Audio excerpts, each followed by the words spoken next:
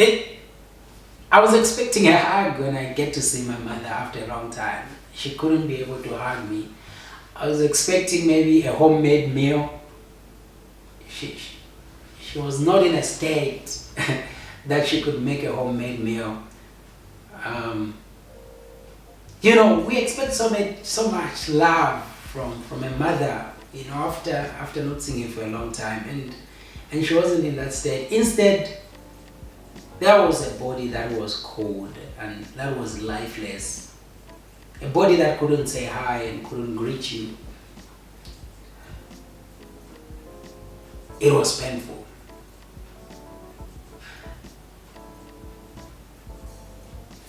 The burial took place. It was a lot of people. And after that, so we buried her in Southern Province, in Southern Province, and then we had to go back home in Central Province where we were raised, where my dad's her home. And we traveled. When we arrived there was almost a double number of people that attended a funeral. These are people who couldn't manage to travel to Southern Province. Of course, if they had, we're talking about a lot of people. And it was just another emotional roller coaster, But before we left Central Province, I think a few incidences also really just became too much for me to handle. For example, it was things like, all my aunties from my mother's side would come and say, look, your mother's passed on now. These two girls are your responsibilities now. You understand? That process of trying to really just find a corner and mourn my mother, I didn't find that place. And you can't blame it. There are people who saw me after seeing me for 10 years. There are people who saw me after seeing me 7 years ago. So it was just everyone wanting to come and see. Someone wants to come and find out, not really how I am at that moment, how I'm carrying that pain. It was people finding out where have you been? You get that? So it was different. It was, I think most of the people in the funeral were more intrigued by, let's see how grown he is, than they were concerned about the brokenness that was going on inside of me. And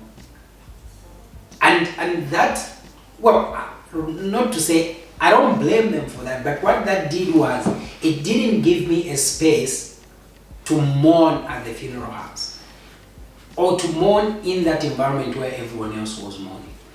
And so when we went back to Central Province, the same thing was happening. The same thing, people were just more concerned about seeing me, after a long time. And people didn't really understand the brokenness that was going on inside me, until I think most of the emotional pain happened when I, had to fly back and came back to South Africa. And all that drama now is finished. I think that's where now it hit me strong, because there was no denial. I have had my closure, and my closure was just a realization that this is true. And now it's that was the moment where now I took time to just mourn my mother.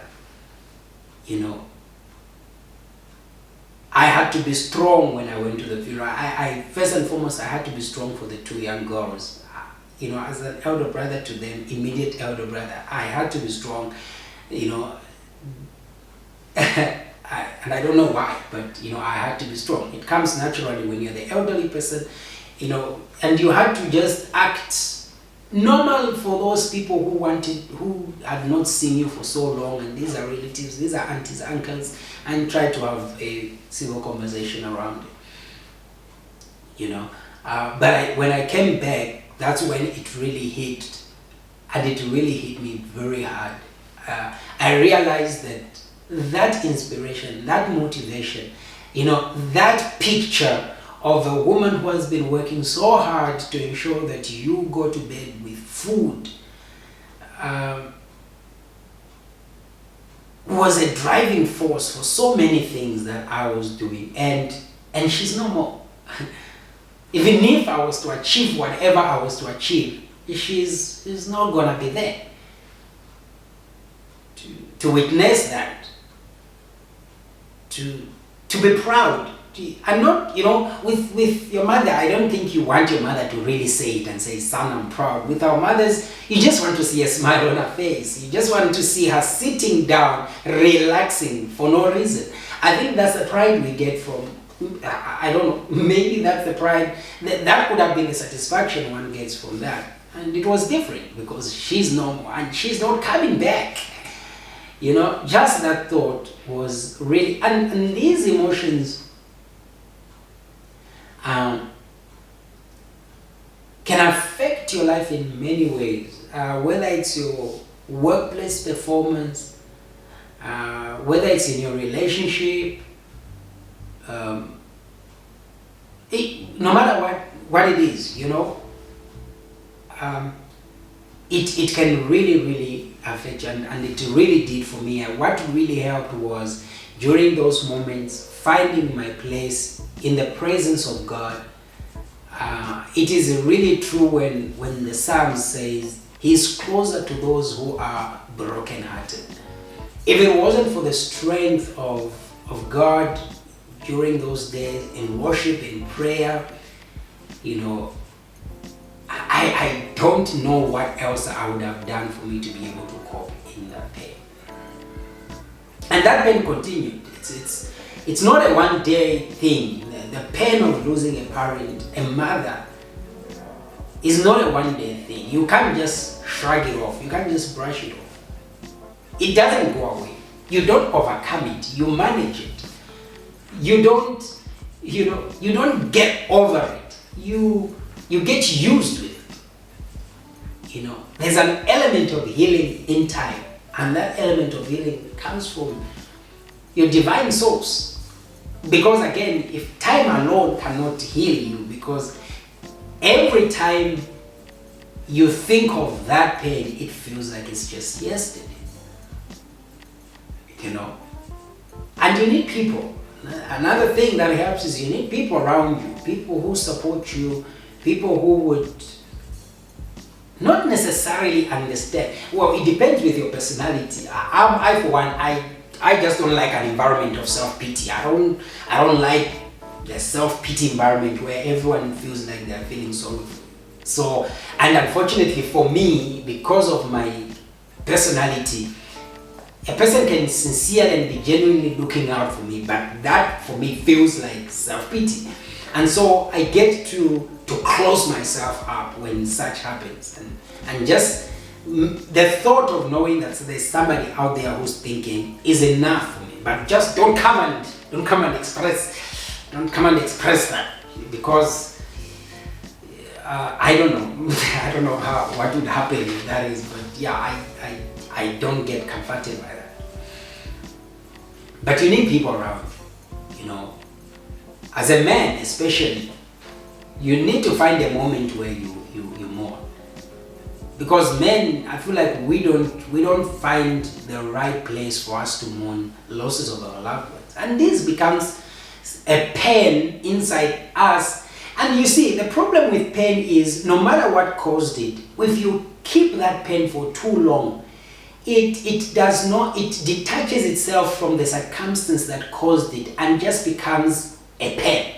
And when it just becomes a pain, it manifests differently in different situations to different kind of people, and it just gets to be all over. Any pain, whether it's pain of being heartbroken in a relationship, being molested, being raped, being abused, being bullied, or losing a loved one, losing a mother, losing a spouse, it if you don't manage it over time, and you don't, not even just manage, if you don't address it, it spirals to other areas. It begins to affect your relationships with other people. It begins to affect your academic relationship and all these kind of things. And so women need to be able to handle that. And I had breakdowns. I never suffered that. I didn't know what it meant for when a person says, I'm having breakdowns today and all those kind of things. I understood now. I began to, sometimes I'll be driving alone and be thinking, I wish my mother could just ride in a car that I own, and I'll tell her, this is my car, and just have breakdowns. And breakdowns, by that I mean sometimes just be weak, sometimes just feel demotivated, sometimes just feel like I don't want to work up, sometimes just feel like crying, It happens since 2013. I got married in 2017. Even then, there are days where I'll be driving with my wife, or I'll just be in bed with my wife, and I'll just break down, and everything just becomes too much. And every time, November approached, it was like a death anniversary. I knew that month it would be difficult for me to get through the month. It would be every time the date approached, the 13th of November and all these things, I would just, everything would just be too much. Until I remember I think it's in 2018, when I was just praying and meditating, and I got this revelation. It's a personal revelation that I got, and that really helped me so much start up my healing, where I realized that if I continue commemorating this month, or this pain during that month, this pain during that date of losing my mother, the more I do that, I'm building up an altar of pain or an altar of death. And it will get to a place where that altar will manifest what it's built on, and the altar was built on death. And immediately I stopped embracing my pain during that week, or during that month, or on that day. Although, of course, I was still having the breakdowns, but I stopped taking it as one of those days that, there are people who, like, for example, if something bad happens to you, that day it's like you even plan it. You plan it to say, tomorrow it's this day, this is when this happened, I don't feel like waking up, I don't feel like doing this, I don't feel like doing that. And now it becomes a routine. It doesn't just become an emotional thing. So now it becomes a mental thing, where you plan, you know that you can't make an appointment and go out with friends on this day because this happened. And at that particular moment, that's when I realized, okay, I need to stop building this altar. I need to stop creating this mental routine, emotional routine around this week, around this date, around this month, because it's sooner or later, the only way to satisfy that pain is to feed it. And feeding pain means feeding it with negativity. You will literally tune all your frequencies and your vibrations into that painful experience. You begin to, the word, relive. Now, it's no longer just a remembrance, it's a reliving. The two are different.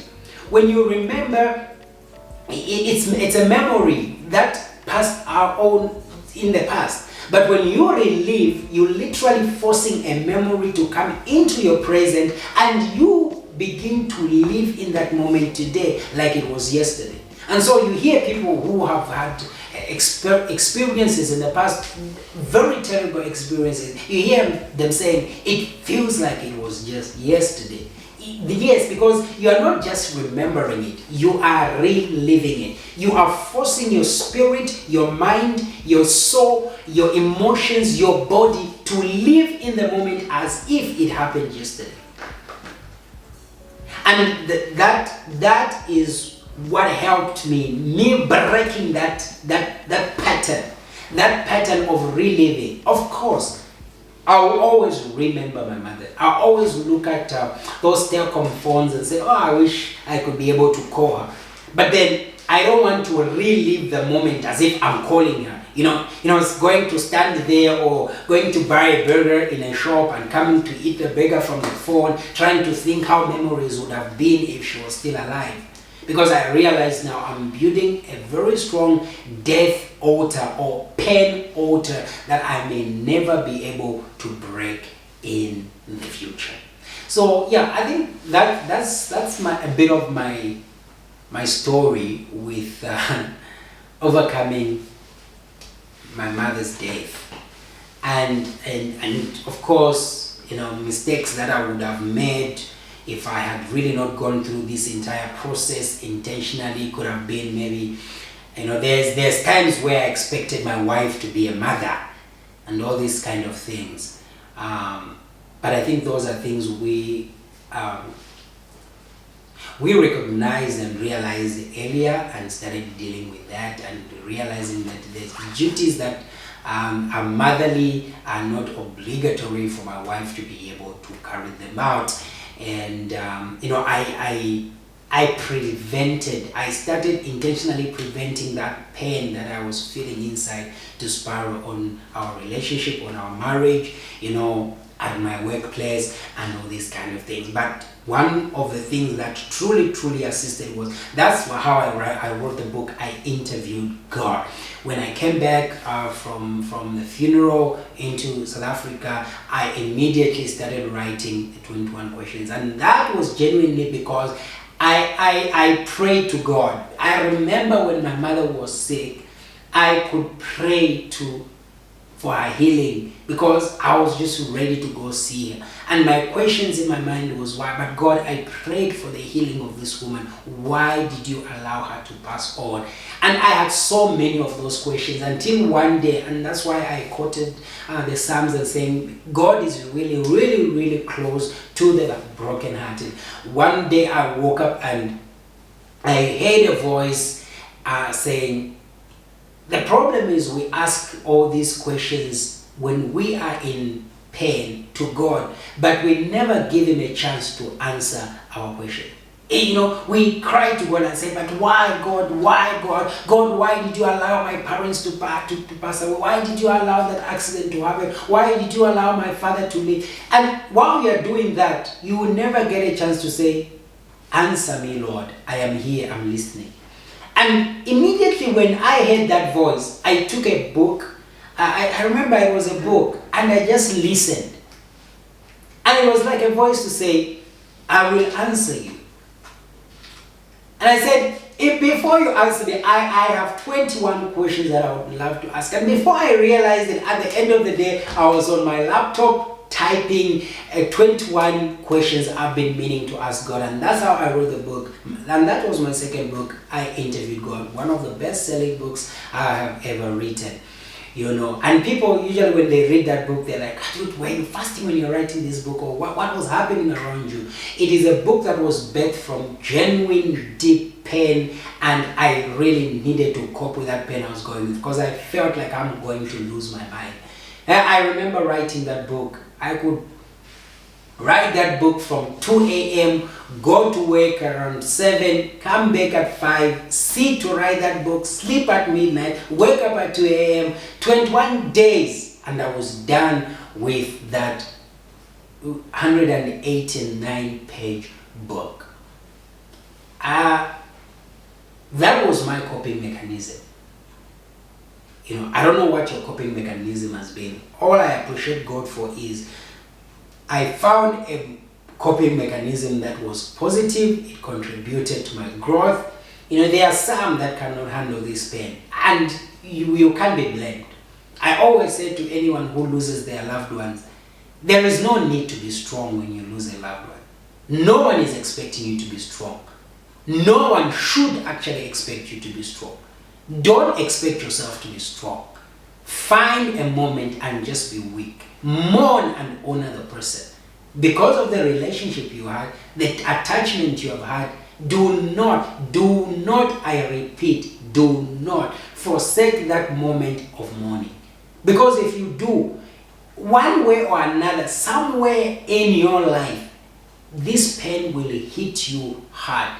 And it will not come as hard as it did at first. Because at this particular moment, it would have been pain that is fermented.